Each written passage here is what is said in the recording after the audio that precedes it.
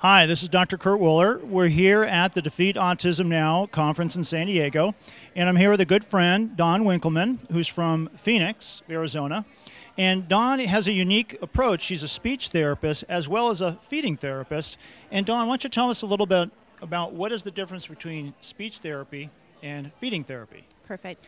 Speech therapy, traditional speech therapy, focuses on speech, language, pragmatics, and sometimes swallowing disorders. And feeding therapy focuses more along the lines of actually getting food and hydration into a child, and the anatomy and physiology of that as far as a swallow, and encouraging techniques to get our picky eaters and our problem feeders to actually eat and enjoy eating.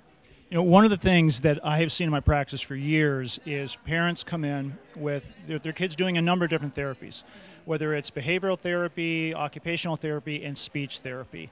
Why are there so many speech problems? You know, from your perspective, why are there so many speech problems with kids on the spectrum? I really feel like the reason why is because they're so uncomfortable. They're so uncomfortable medically that they're not able to communicate that. And the ways that some of them do communicate is aggressive behaviors, stimming, vocal stimming, and, preferably, not physical, but at times we get that as well. And I think that they're not able to communicate that effectively using words, that they use more body language. If you look at our kids, they're using their bodies, they're trying to tell us something, but they're not able to use that effectively through verbal communication. Now, you mentioned something really important, and that was medical. They're not feeling well medically. Can you explain what that means? Absolutely.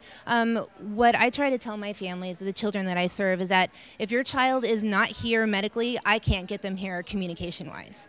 So I try to encourage them to increase, their medical status, i.e. get them to be able to feel good within their stomach, feel good within their mind, and they're able to handle traditional therapies a little bit more effectively. So if a child's not able to sit because they're constipated, they have a lot of pain in their stomach, then they're not going to be able to communicate.